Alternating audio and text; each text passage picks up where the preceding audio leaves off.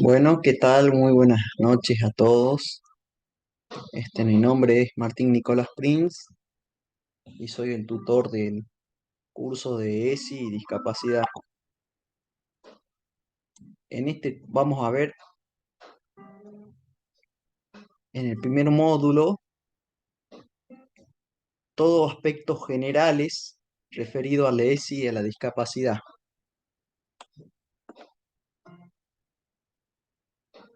Por ejemplo, la definición de sexualidad, lo que es la importancia de la educación sexual integral, qué se enseña en la escuela, las diferencias de género, la sexualidad de los niños y jóvenes con discapacidad, cuáles son los mitos sobre las personas con discapacidad, la pubertad, vamos a leer algunas sugerencias que se le puede dar en los distintos tipos de discapacidades, ya sean sensoriales, intelectual, motora, la importancia también de contar con un proyecto de ESI en una institución escolar.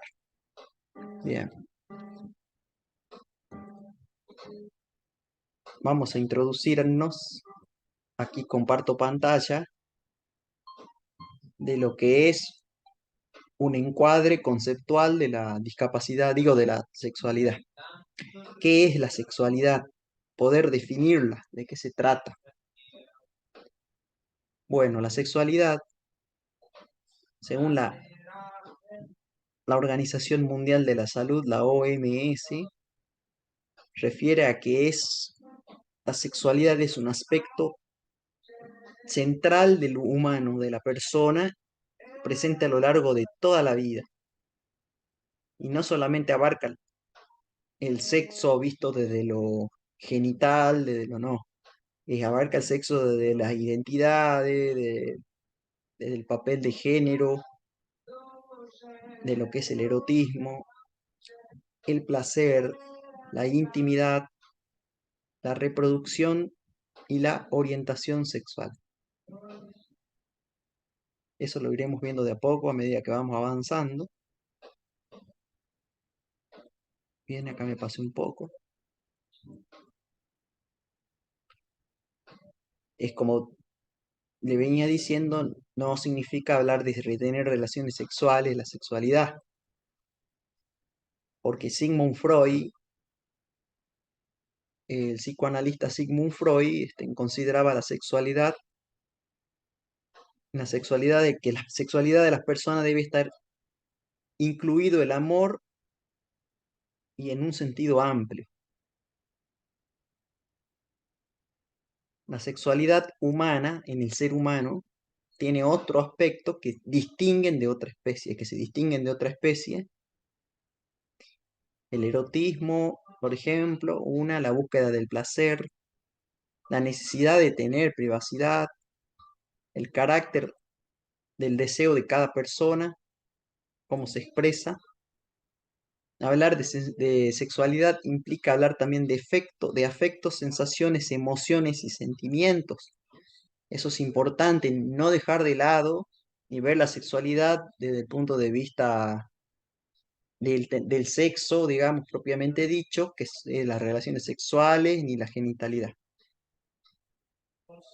Por ejemplo, también la forma de comunicarse, de expresarnos con los demás. Estamos hablando de sexualidad.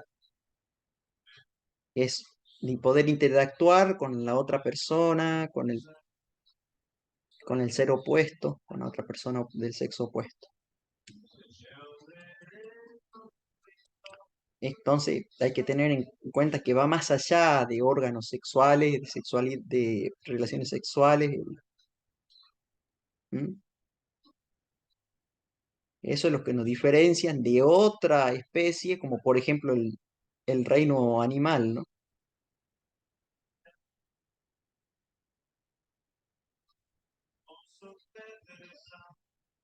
También se puede hablar de acá de que, por ejemplo, en los jóvenes, otra forma de expresar una sexualidad es también poder seducir a las personas que nos gusta poder convencer a la persona, em, empleando palabras bonitas, empleando poemas, canciones, dedicaciones hacia la otra persona, donde nosotros podemos emitir nuestras sensaciones, nuestras emociones, nuestros sentimientos. Por eso también hablar de sexualidad a veces no es fácil, es un tema en el que se pueden encuadrar muchos temores, muchas fantasías, errores y sobre todo tabúes y es lo que, bueno, lo vamos a ver más adelante porque ahora estamos viendo aspectos generales de la sexualidad que lo vamos a ver más adelante con la discapacidad, ¿no? Que siempre se sigue teniendo tabú con eso. ¿Por qué es importante la educación sexual integral? Esa es una pregunta que por ahí nos puede surgir, que nos vamos a preguntar. Cuando se habla con la familia acerca de estos temas, estamos hablando de educación sexual. ¿Por qué? Porque la familia debe jugar un papel fundamental en la educación sexual del niño, del joven. Es cuando como padres nos sentamos a conversar con ellos sobre ciertos temas, sobre ciertas inquietudes que ellos puedan tener. Nosotros como que lo orientamos como padre, ya estamos haciendo una educación sexual.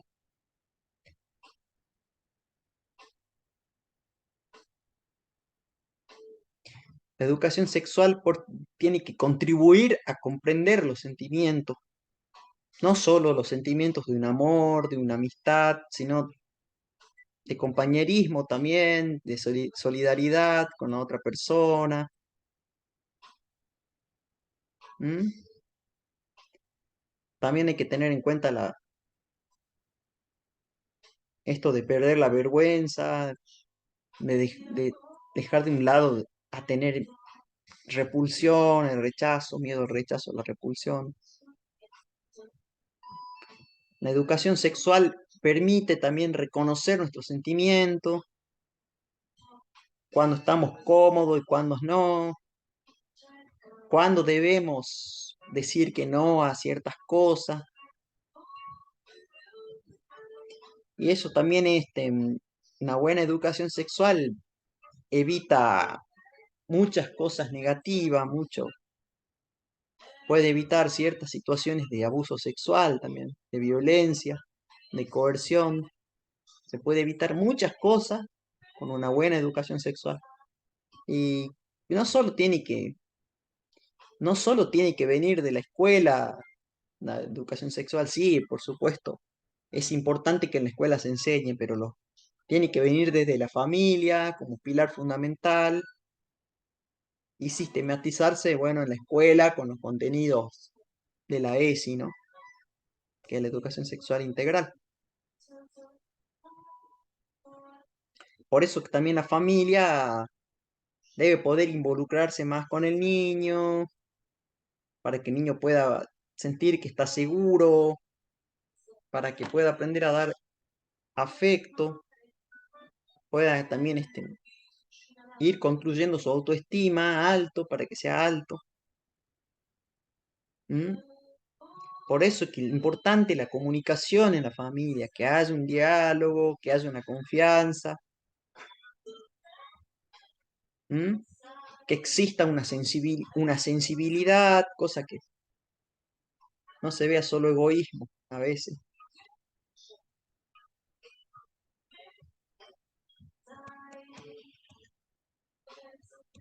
Aparte, la educación sexual también nos permite hablar de lo que es la salud sexual, que también es otro tema importante a tratar con las personas, con los jóvenes sobre todo. Por ejemplo, cómo cuidarse, tener una relación, qué más, a decir que no, a ciertas cosas que no nos gustan o que están mal.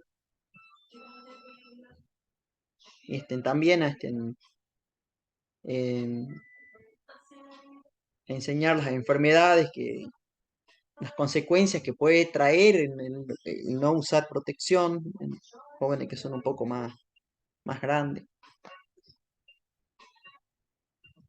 hábitos de higiene, bueno, todo eso. Ahí van a ver un gráfico que habla de sexualidad, identidad, a ver que dice derechos, deseos, libertad, consentimiento, aprendizaje, cultura. Cultura, sobre todo, es importante porque la cultura debe estar instaurado fuertemente esto de la educación sexual.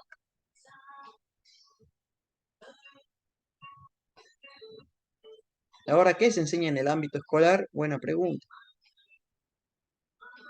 Hablamos hace rato de la enseñanza de la educación sexual desde dentro del seno familiar, ahora lo podemos ver dentro de la escuela. A ver, no solo brinda conocimientos científicos, ¿no? O curriculares vinculados al cuerpo humano, a la reproducción, a la afectividad, también enseña las diferencias de género, los derechos del hombre, los derechos de la mujer, las formas diferentes de vivirse y expresarse sexualmente de cada quien.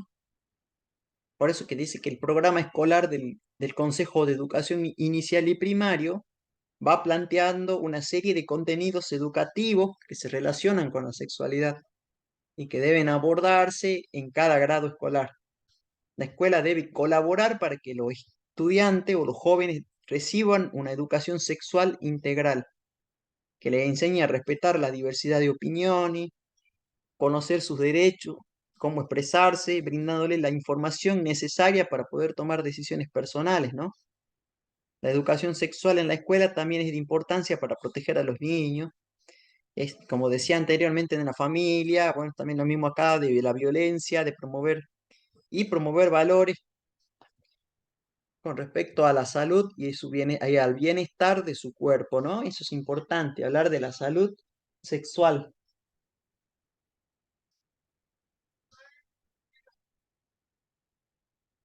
Y también con respecto a la igualdad de género, hace, hay que hacer hincapié, mucho hincapié a no discriminar a las personas por su sexo y valorarlas siempre en igualdad de oportunidades. Tener un trato igualitario. La escuela y la familia también tienen un rol importante para garantizar el respeto al derecho y a la igualdad, promoviendo en todos la capacidad de resolver y decidir sobre el propio estilo de vida, ¿no? De cada uno. La escuela debe promover la diversidad humana, ¿no? Porque la riqueza que implica se trata de un derecho humano y evitando la discriminación y la estigmatización por edad, sexo, orientación sexual, características físicas, lugar de procedencia o residencia.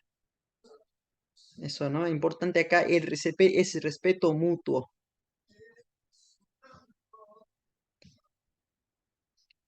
Por ejemplo, también en la escuela se aprende que entre las diferentes maneras de sentir, de vivir y expresar la sexualidad, existe la de quienes se sienten atraídos por personas del mismo sexo, ¿no? Acá estamos haciendo referencia a lo que es la homosexualidad.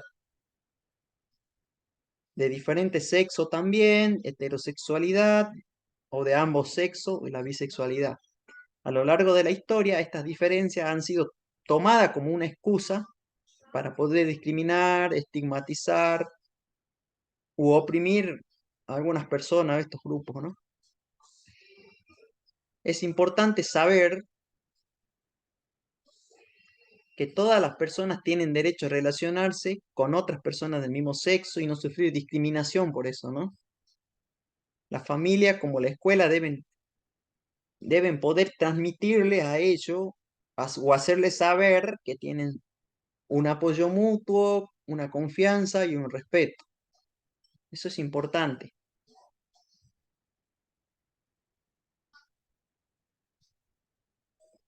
Las diferencias de género son transmitidas por la sociedad y forman parte de la vida diaria desde que el niño nace, ¿no? Por ejemplo, acá en la familia se da un trato diferente para el niño o niña que tenga tanto en la manera de vestirse como en la forma de tratarlos, de acariciarles o hablarles, ¿no? Por ejemplo, se tenía la vieja concepción de que los hombres no lloran o realizar determinadas tareas como que cocinar o coser o algo, cosas son cosas de mujeres, ¿no? Y no, está totalmente equivocado.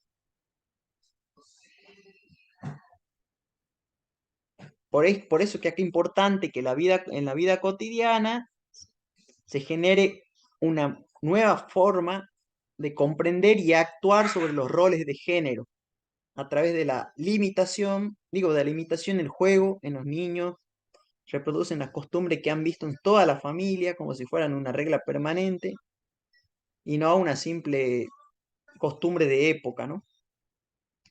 Cuando las diferencias de género acá son rígidas, estructuradas, limitan mucho la posibilidad de que el niño o que la persona se desarrolle coartando su libertad, ¿no?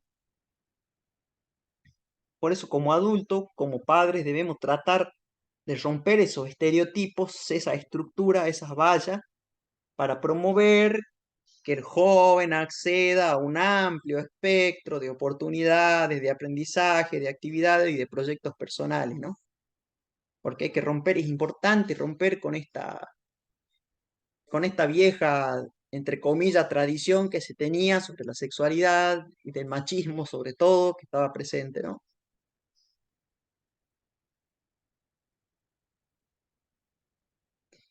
Acá vamos a entrar a lo que es de suma importancia la sexualidad de los niños y jóvenes con discapacidad. Hay que tener en cuenta que acá tanto estas personas como cualquier otra son sexuadas y tienen derechos y necesidades de amor, de ternura y de placer. ¿Por qué? Porque esto es un bienestar, es un factor de bienestar para ellos, ¿m? Es un derecho y es un factor de bienestar para ellos. Existe un variado espectro de diferentes tipos de discapacidad, intelectuales, sensoriales, físicas, motrices. Los niños presentan, obviamente, van a presentar diferentes características según el tipo de discapacidad y grado de pérdida que tengan, ¿no? Y eso expresará en la vivencia y el y ejercicio de su sentimiento y su sexualidad. Por ejemplo, no es lo mismo un niño con discapacidad intelectual que puede necesitar que se le hable del tema de una forma más simple que a otros niños de su edad, que a un niño con discapacidad física que compromete sus funciones corporales y su capacidad de movimiento. Eso también hay que tener en cuenta. A continuación vamos a ver algunas características comunes en todos los niños. Hay que tener en cuenta que la discapacidad no afecta el deseo sexual de una persona. Sin embargo, la discapacidad puede afectar las habilidades de comunicación y la imagen de sí mismo, resultando así un factor condicionante en la vida emocional y sexual. El cuerpo es la primera imagen que uno da a los demás y se modifica a partir de los vínculos que establecemos, ¿no? Es por eso que esto implica una serie de desafíos psicológicos en la construcción de la autoestima, que es importante.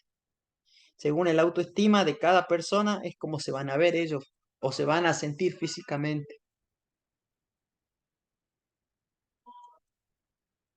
La ignorancia de la sociedad hace que la discapacidad construya y sostenga barreras y limitaciones. Por ejemplo, estigmatizan a las personas con discapacidad, negando y reprimiendo su sexualidad. Disminuyen sus oportunidades, protegiéndola en exceso, que es la sobreprotección, y aislándolo en el ámbito familiar. Fomentan un bajo autoestima, impiden que la participación de las personas con discapacidad en los espacios, conversaciones y oportunidades de intercambio, juego y socialización con sus pares, ¿no? Hacen que las familias tengan dificultades a la hora de tomar en cuenta las necesidades sexuales y brindarle acceso a la información, a una información preventiva.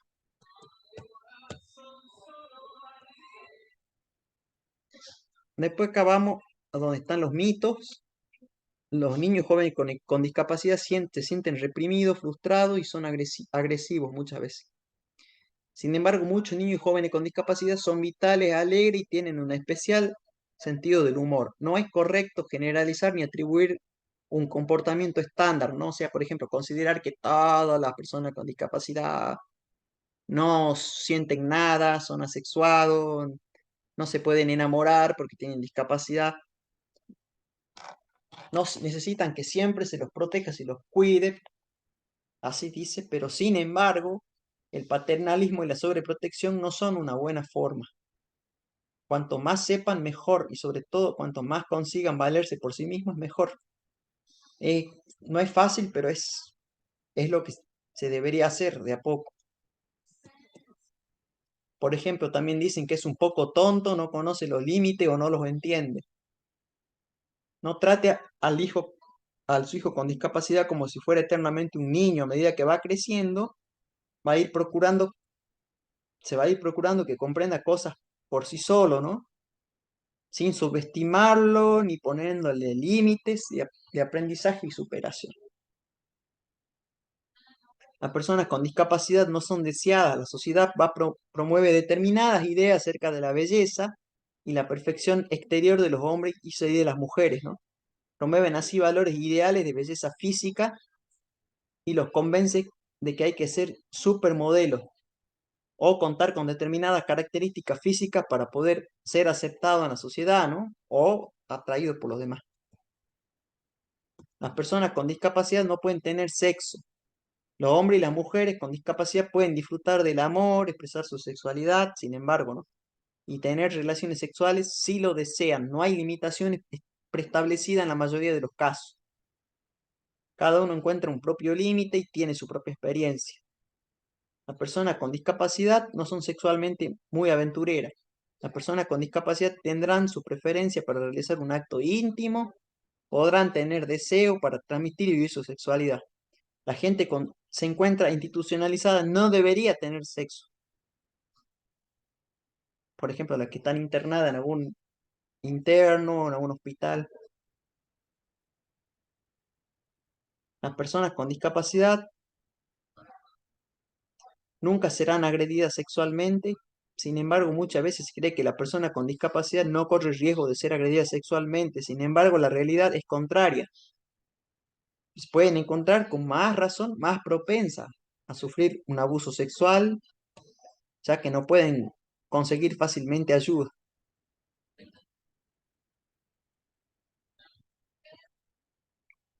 Vamos a entrar a lo que es a la pubertad. La pubertad de un joven con discapacidad es una fase bastante compleja, tiene desafío y cambio que también la familia a la cual debe ajustarse, ¿no? El cuerpo cambia, las hormonas hacen su trabajo, el estado de ánimo, el humor cambia abruptamente y además de esto muchas veces la pubertad implica un desajuste entre la edad cronológica y la edad mental de maduración.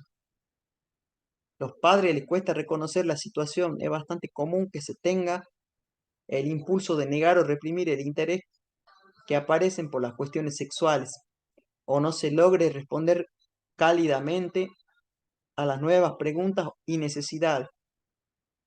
Sin embargo, es muy importante no cerrar los ojos y ofrecer espacios de conversación, comunicación para des- este, sí, para evacuar inquietudes, como también dejar espacio libre para la intimidad y los secretos que también necesitan los adolescentes. Por eso es importante la privacidad, en que se fomente que el niño vaya solo al baño o que se quede solo cuando esté allí siempre que sea posible. Enseñarle con el ejemplo que es importante darse vuelta cuando alguien se está vistiendo. Hablar en forma privada o íntima de algunos temas, demostrando que algunos temas no se conversan en público. Y bueno, vení viendo algunas cositas así, bueno, si necesita el niño en algunos casos ayuda para ir al baño, vestirse o desvestirse, moverse o desplazarse, debe tomarse en cuenta que la privacidad tendrá otros límites. A pesar de esto, es importante reservar algunos lugares o momentos de los cuales se pueda acceder si el niño lo autoriza. Debe fomentarse en la medida de la posibilidad de la comprensión de estas reglas, pidiendo permiso cuando se los va a ayudar, preguntándole si desea algo, resguardando su privacidad. Bueno, vamos a ir viendo alguna sugerencia de lo que es la discapacidad intelectual, por ejemplo. No se requiere ser un profesional para comprender y comunicarse con un joven con discapacidad intelectual sobre su sexualidad. Es importante respetar sus tiempos, comprender las necesidades y enseñarle algunas pautas básicas acerca del lugar y el momento más adecuado para comenzar sobre esto. Las personas con discapacidad intelectual a veces necesitan más tiempo que los demás para comprender cuestiones referidas a la intimidad, a la sexualidad. Se debe emplear lenguaje sencillo, indicaciones básicas, claras, por pasos, mensajes breves que suelen ser buenos recursos para hacerle entender y saber lo que necesitan. También poder emplear imágenes, fotos, dibujos simples y sobre todo las situaciones cotidianas, no artificiales.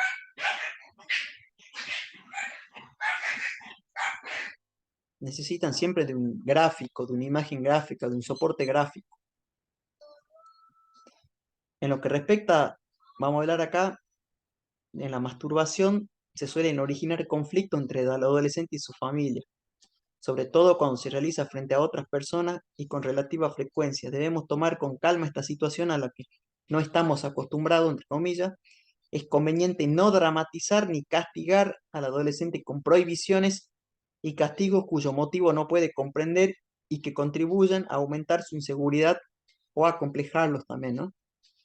Es necesario hacerle comprender que se lo trata de ayudar para que no se comporte de un modo en el que sea socialmente rechazado. Esto es normal de la masturbación, pero se debe enseñarle ciertas cosas que en ciertos lugares no se debe hacer, y bueno, y también respetar su intimidad. En la discapacidad auditiva, la principal característica de esta persona consiste en que muchas veces el lenguaje y la simbolización tienen un límite. Los jóvenes sordos no están limitados por su discapacidad auditiva, sino porque encuentran menores oportunidades de diálogo y menos motivación para relacionarse con quienes los rodean. El déficit auditivo en sí mismo no impide que desarrolle la capacidad de simbolizar y comunicarse. La lengua de señas se apoya en el cuerpo de las personas y se construye con elementos del cuerpo, movimiento, la forma de las manos, los gestos. Los jóvenes sordos tendrán una manera visual de entender el mundo y las relaciones entre las personas. Muchas veces las señas relacionadas con la sexualidad son vistas por los oyentes como demasiado explícitas, ya que van involucrando las partes del cuerpo y necesitan tocarlas para comunicarlas. Estos aspectos son inherentes a la cultura sorda y también a su manera de tratar la sexualidad. Discapacidad visual. Las personas con discapacidad visual están privadas de algunas herramientas que les permitan aprender acerca de las diferencias sexuales, comprender códigos de relacionamiento con otros y ajustar los comportamientos, tomando en cuenta lo que la cultura considera apropiado. El conocimiento insuficiente de la anatomía masculina y femenina puede ocasionar inseguridad, como por ejemplo no conseguir explicarse los cambios en su cuerpo al llegar a la pubertad. Asimismo pueden pensar que no tienen una apariencia atractiva.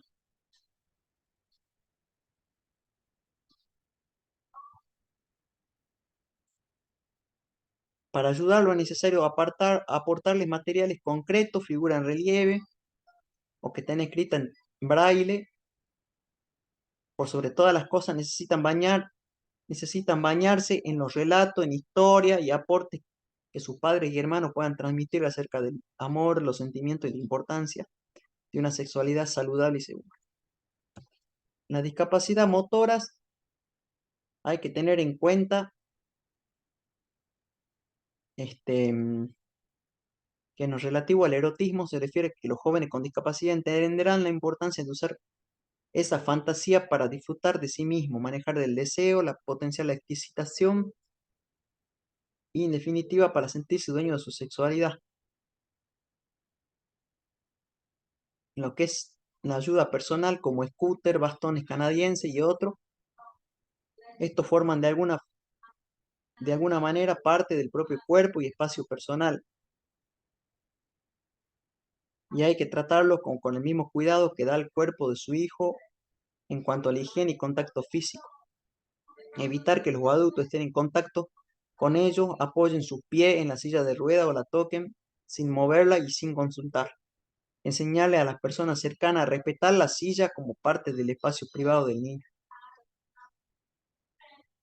Recomendación específica para parálisis cerebral, tener presente que el ritmo y la pronunciación son distintos al acostumbrado.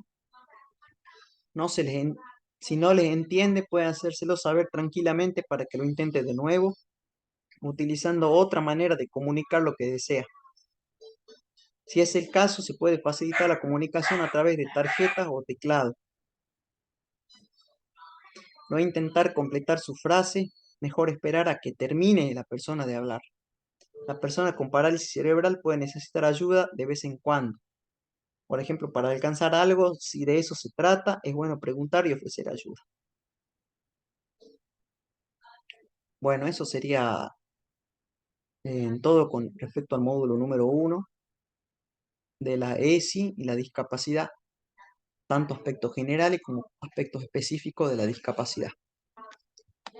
Em, Tengan ustedes muy buenas noches y cualquier duda o consulta, estoy en el grupo de WhatsApp.